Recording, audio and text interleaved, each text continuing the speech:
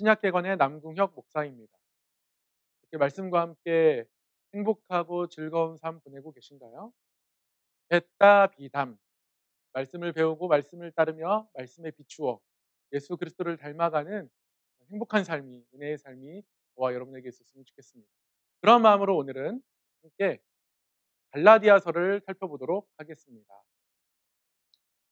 네, 갈라디아서도 로마서와 비슷하게 믿음에 관해서 좋은 설명, 유익한 설명을 우리에게 주고 있는 책입니다. 갈라디아서는 역시 로마서처럼 사도 바울이 쓴 편지고요. 갈라디아서라는 이름에서 알 수 있듯이 갈라디아 교회에게 보낸 편지입니다. 갈라디아 교회는요, 바울이 2차 선교 여행 때 설립한 교회입니다. 여러분 사도행전의 2차 선교 여행 기억하시나요?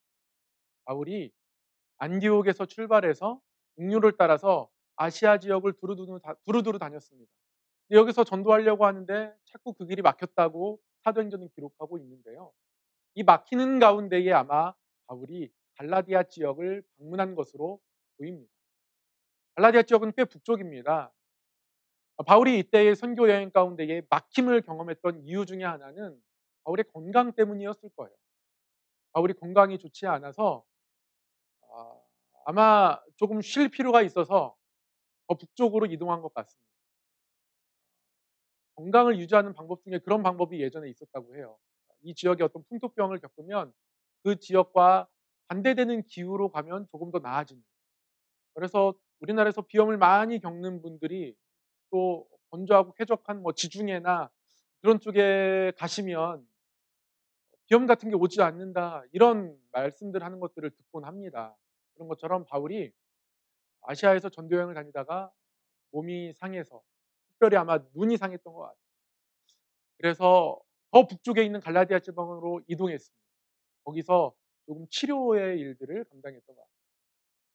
근데 바울이 그 가운데에 갈라디아 사람들의 극진한 간호를 받았던 것 같습니다.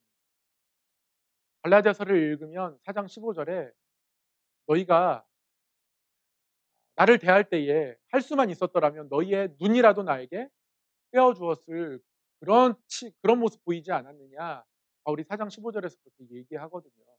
그러니까 갈라디아 교회는 바울에게 눈이라도 빼어 주었을 그런 교회입니다. 바울과 깊은 사랑을 나누었던 그런 교회죠. 그런데 이 갈라디아 교회에 다른 복음이 침투했습니다. 몇몇 사람들이 복음을 가르치는데 바울의 복음이 틀렸다라고 얘기하는 거예요. 그러면서 율법을 절대 버리면 안 된다.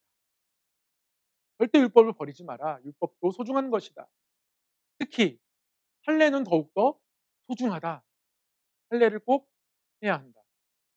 아무리 우리가 믿음으로 말미암아 구원을 얻는다고 해도 믿음으로 말미암아 하나님의 자녀가 되었으면 그 감사함의 마음으로 할례 정도는 해야 되는 것 아니냐, 이런 가르침을 주는 사람들이 있었던 거예요. 그러면서 갈라디아 사람들이 우리는 바울에게 그렇게 배우지 않았다, 이렇게 얘기하자 바울이 정말 참사도일까? 예수님과 한 번도 같이 다녔던 적이 없는 바울이 참사도라고 불려줄 자격이 있을까? 바울의 사도성에 대해서 의문을 던지면서 갈라디아 교인들을 흔들기 시작했습니다. 바울은 이런 갈라디아 교회에 편지를 써서 다른 복음은 없다. 내가 너희에게 전한 복음이 진짜 복음이다. 율법이 필요하다. 할례를 해야 한다. 이런 복음은 진짜 복음이 아니다. 다른 복음은 없다. 분명히 선언합니다. 그리고 자기 자신을 향해서 사도가 아니라고 하는 그런 모든 의문들을 향해서 나는 은혜 가운데에 사도로 부르심을 받았다. 자신의 사도성을 변호합니다. 이런 내용이 바로 갈라디아서 1장과 2장의 내용입니다.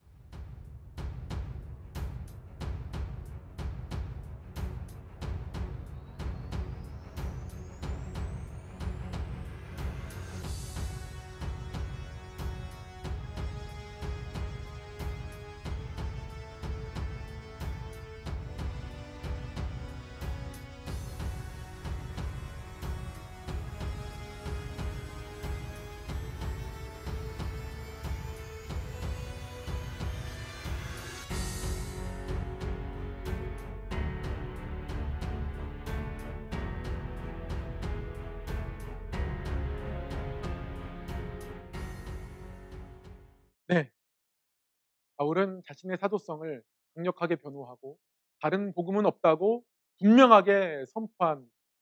그리고 율법을 주장하는 그들에 대해서 또 잘못된 복음에 대해서 율법과 믿음과의 관계 가운데에 믿음이 어떤 것이고 율법은 어떤 역할을 했는지 우리에게 설명해 줍니다. 이러한 내용이 3장에서 6장까지의 내용의 핵심입니다. 율법과 믿음의 관계. 율법을 붙잡으려는 이러한 다른 복음.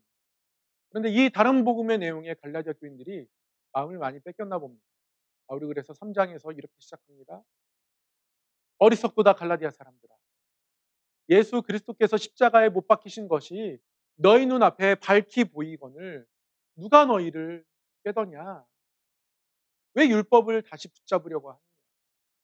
왜 그 꾀임에 넘어가느냐?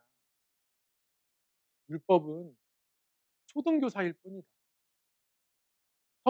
성인이 되기 전까지만 너희를 인도하고 가르치는 역할을 한 것이지 이제 예수님께서 우리에게 오셨기 때문에 율법의 역할은 율법의 유통기한은 다 끝난 것이다. 그 율법에 매일 필요가 없다. 바울이 그렇게 설명을 하는 것이죠. 그러니 너희는 이제 율법으로부터 자유했다. 너희는 그것에 얽매일 필요가 없다. 이렇게 바울은 3장에서 6장까지 설명을 쭉 해나갑니다.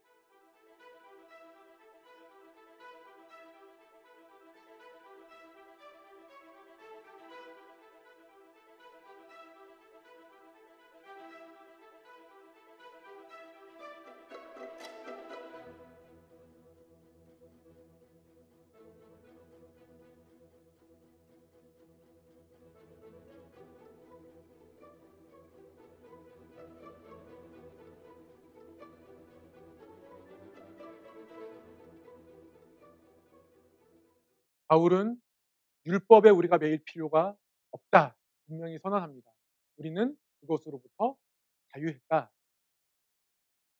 그러면 우리는 자유했으니까 우리 삶을 우리 마음대로 살아도 되는 것일까요? 여러분 그렇지 않습니다. 우리에게 자유가 있지만 그 자유는 믿음 안에서의 자유입니다. 우리가 믿음 안에서 어떻게 자유를 누릴 것인가? 바울은 이것까지도 우리에게 갈라디아서를 통해서 설명하고 있습니다.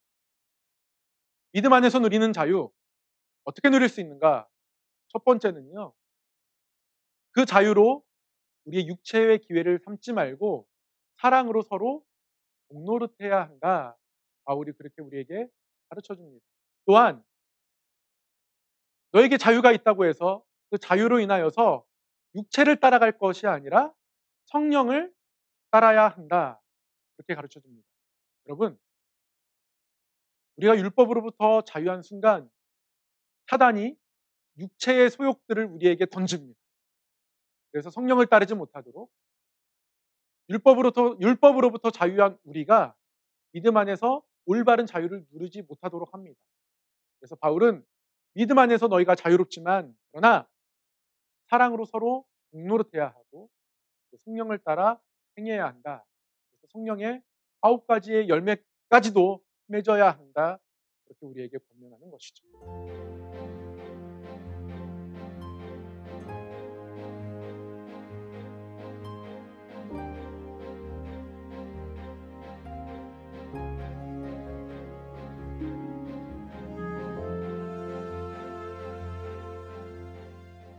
이렇게 율법으로부터 우리가 자유롭게 되었다는 것을 바울은 이야기하면서 그 자유가 육체의 기회, 육체의 욕심을 따라가는 것을 유발하는 것이 아니라 오히려 그 믿음 안에서 서로 사랑으로 종노릇하고 성령을 따라 행해서 성령의 열매까지 맺는 삶을 우리에게 가르쳐 줍니다.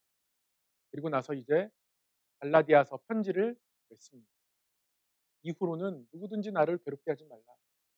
내가 내 몸에 예수 그리스도의 흔적을 가지고 있다. 형제들아, 우리 주 예수 그리스도의 은혜가 너희 심령에 있을지어다. 아멘. 이렇게 갈라디아서를 마무리합니다. 지금까지 갈라디아서를 살펴보았습니다. 갈라디아서 한 줄로 요약하면 이렇게 요약할 수 있을 것 같습니다. 믿음 안에서 누리는 자유, 성령 안에서 누리는 자유. 지금까지 갈라디아서였습니다. 한 주 동안 말씀과 동행하시기를 바라고요. 말씀을 배우고 말씀을 따르며 말씀에 비추어 우리 예수님을 닮아가는 아름다운 사람이 되기를 간절히 소망합니다. 다음 시간에 다시 뵙도록 하겠습니다. 지금까지 갈라디아서였습니다.